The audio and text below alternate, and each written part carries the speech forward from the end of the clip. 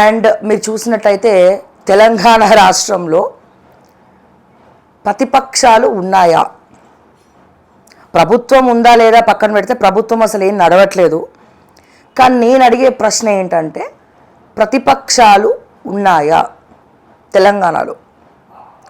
So దయచేసి ఈ ప్రశ్నకు సమాధానము మరి తెలంగాణ ప్రజలు చెప్పాలి.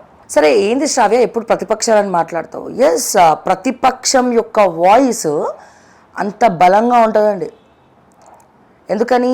ప్రజా సమస్యలన్నీ కూడా, ప్రభుత్వంలో ఉన్నటువంటి అవకతవకలన్నీ కూడా, ప్రభుత్వంలో జరిగేటువంటి స్కామ్స్ దగ్గర నుంచి ప్రజా సమస్యలు, గవర్నమెంట్ ఎంప్లాయీస్ అయితేనేమి, ఆర్టీసీ కార్మికులు అయితేనేమి, 6 గ్యారంటీల సంక్షేమ పథకాలు తీసుకునే వాళ్ళైతేనేమి, అండ్ అట్లాగే ఏవైనా సరే, బీసీ రిజర్వేషన్ అయితేనేమి, ఏదైనా సరే గలమెత్తి మాట్లాడాల్సినటువంటి ప్రతిపక్షం,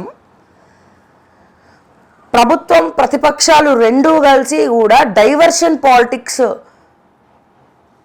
ముందరికి వెళ్తుందా అని అనిపిస్తుంది. డైవర్షన్ పాలిటిక్స్ తోటి ముందరికి వెళ్తుంది అనిపిస్తుంది.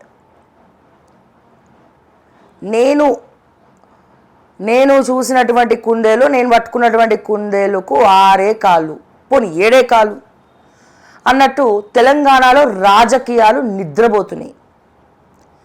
ఇంత చండాలమైనటువంటి పాలిటిక్స్ నేనైతే చిన్నప్పటి నుంచి, అంటే నేను చిన్నప్పటి నుంచి పెరుగుతూ ఉన్న 30 సంవత్సరాలు ఉంటా. ఈ 30 సంవత్సరాలలో నేను ఇంత నీచమైనటువంటి రాజకీయ నాయకులను చూడలేదు.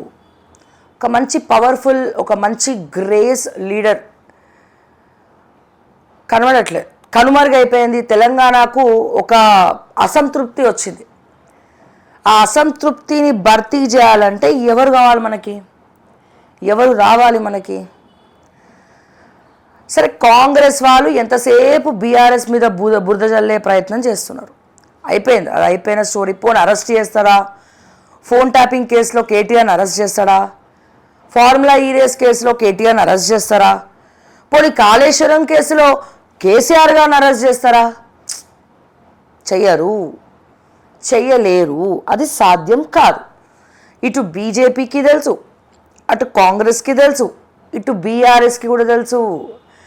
కానీ ఎవరి కోసం అయ్యా ఈ డైవర్షన్స్? ఎవరి కోసం ఈ పైన మెరుగులు దిద్దేటువంటి కార్యక్రమాలు?